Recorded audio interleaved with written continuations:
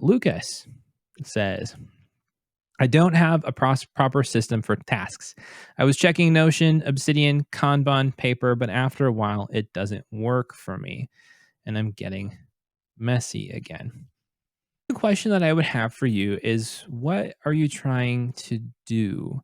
What is a core problem that you're trying to solve? It sounds like you're maybe feeling a little bit disorganized or maybe a little bit behind on deadlines or something like that. If that's the case, I would recommend just really starting at the basics.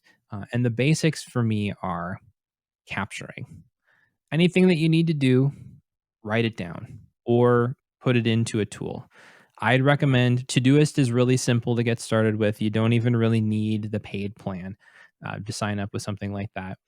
You can use paper. The bullet journal method is a really easy thing to get going with as well if you want to go down that road. There is a little bit of setup involved in both of them, but it's a lot of it is very iterative. But one of the most important things you can do is capture what is on your mind. If you have a task, write it down right away. If something comes to mind, write it down right away.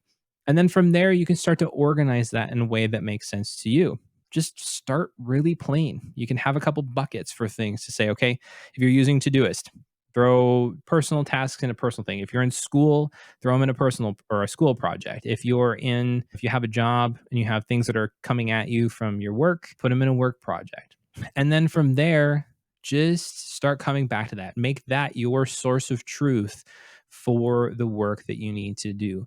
The more time that you spend in there, the better it will be for you because you do need to spend some intentional time trying to organize it and maintain it and prune it. And this is where the other critical thing to try to do on a weekly basis is a weekly review. If you're not familiar with that concept, a weekly review is you basically just sit down, you go through your entire list and make sure it's accurate.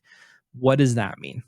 It means that is everything that needs to be on this list here? And if it's not, make sure to add it. If if there's something that's no longer relevant or if it's truly not something you don't plan to get to for quite a while, either delete it from your list or move it somewhere else that you can come back to in 6 months. And then you can start to organize it a little bit more once you start to get the flow of doing something like that. But the weekly review is one of the keystone habits to maintaining some kind of a productivity system, just because systems require maintenance. And for a productivity system, especially if you're working in a job, being able to maintain that on a weekly basis is critical to keep it on track.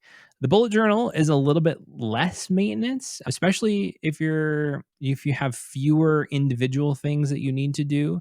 I've used that for quite a long time and I've just recently moved away from using it because I just have too much stuff to manage on paper. But if you're just getting started, the bullet journal might be an easier method using the rapid log methodology. Don't get too wrapped up into all the different kinds of spreads that you can have and all the different plans that you can have.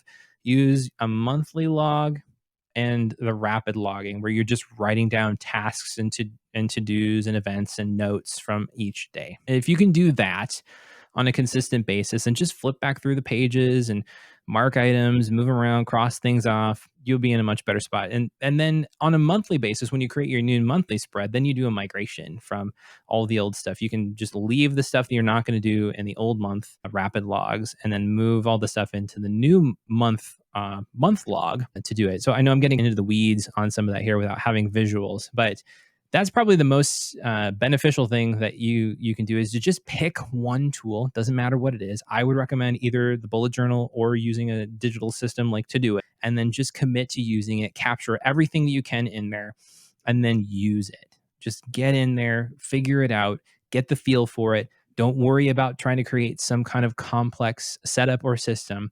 Just get the work in there that needs to get done, and then come back to it. Pick one thing and go. You can worry about time blocking and organization and week planning and things of that sort at a later point in time.